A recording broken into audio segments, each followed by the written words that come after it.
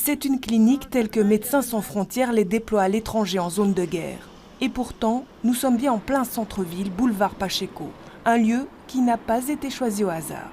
Depuis le début de l'année, il y a des milliers de personnes qui n'ont plus en fait, de droit à l'accueil. Donc des personnes qui introduisent une demande d'asile juste ici à côté de moi, sur le boulevard Pacheco.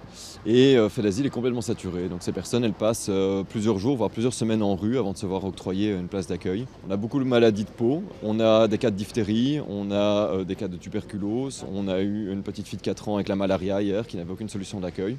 Donc voilà, c'est les premiers constats qu'on peut faire après seulement une seule journée d'intervention. Depuis 9 heures, une dizaine de migrants attendent leur tour. Aidé d'un médiateur interculturel pour la traduction, Thomas évalue les besoins. Pour sa première mission au sein des équipes de MSF, cet infirmier psychiatrique n'en revient pas de devoir agir sur les trottoirs de Bruxelles. MSF fait ça depuis 20 ans sur toutes les missions. Il y a un programme de santé mentale.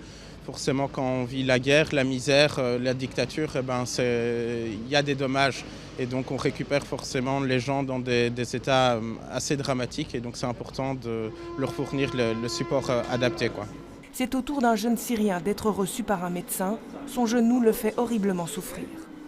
J'avais besoin de cette aide médicale parce que je suis arrivé hier de Syrie et je cherchais un moyen d'avoir des soins. J'ai trouvé ce soutien ici.